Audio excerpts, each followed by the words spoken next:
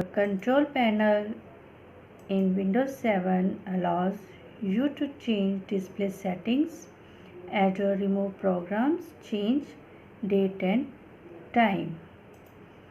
The most common editions of the Windows 7 operating system are Windows 7 Home Premium, Windows 7 Professional, and Windows 7 Ultimate.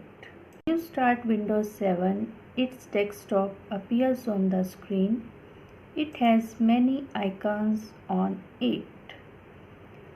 These icons are used for opening different programs, files, or folders.